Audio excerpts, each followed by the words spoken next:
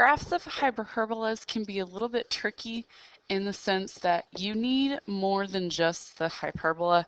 You either need the center or the foci in order to write your equation.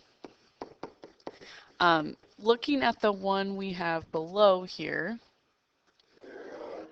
I have technically on this one, it's a little bit easier to figure out.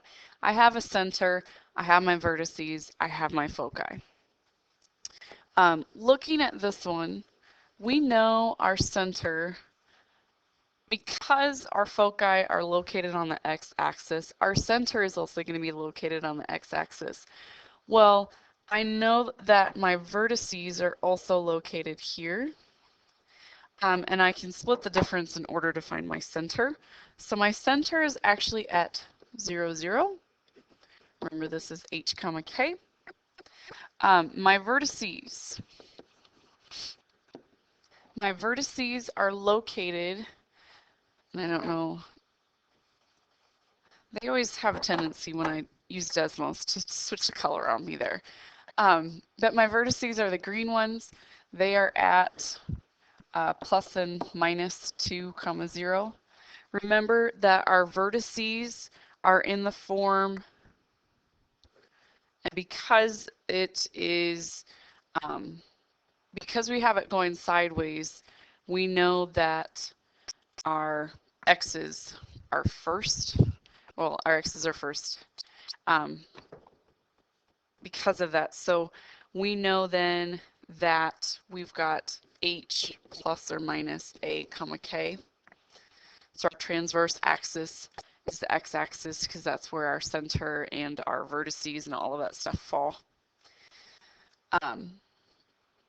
So then we've got our foci. Our foci are located at plus or minus 4, 0. They're the ones in blue. And our foci are at plus or minus c, k. So the great thing about this is that because we have a center at 0, 0, we know right away that A is 2 and C is 4. So that's the nice thing.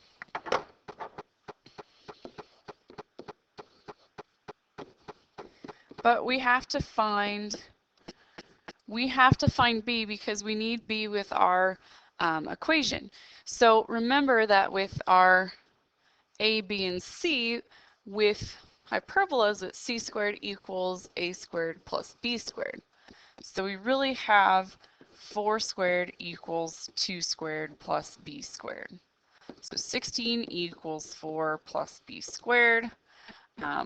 B squared equals 12. Therefore, b by itself was 2 square root 3. But realistically, we just needed the b squared anyway in order to write our equation.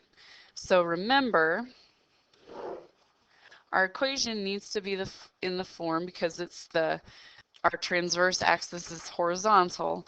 It's x minus h squared over a squared minus y minus k squared over b squared equals 1. Well, we have all of our information now. We have the a squared, we have b squared, we have our h and our k. So we've got x minus 0 squared over a squared would be 4 minus y minus 0 squared over b squared we found was 12 equals 1.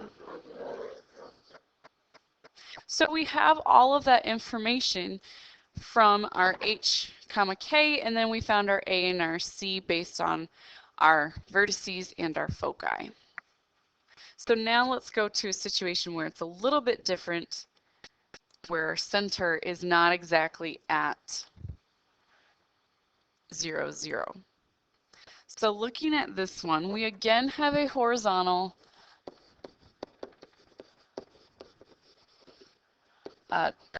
transverse axis. So that's good news that we know which one we should be following here.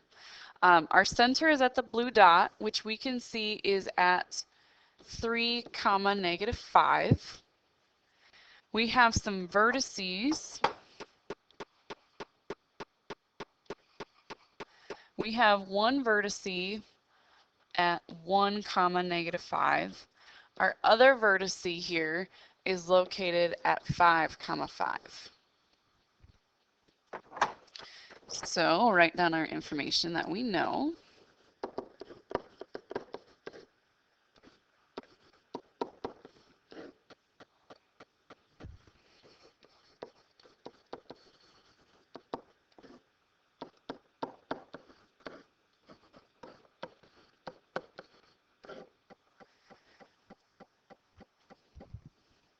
So remember, this is in the form of h plus or minus a comma k. Should have been a -5 there. So actually, I forgot to draw something on this graph. So just give me a minute to graph. I needed to graph the asymptote lines and I forgot to do that. Sorry. So just one moment. All right, so sorry, that was my fault. I needed to draw on the asymptote lines and I didn't give that to you. So with the asymptote lines here, we can figure out the B value because remember, with the asymptote lines, it's in the form of y equals, in this case, plus or minus b over a x. Well, technically, based on this, I can find, without using the vertices here, I could find the b value and the a value. So I just need to find the rise over the run, aka the slope, of one of these lines. Okay, whether it's the purple line or the orange line, it really doesn't matter.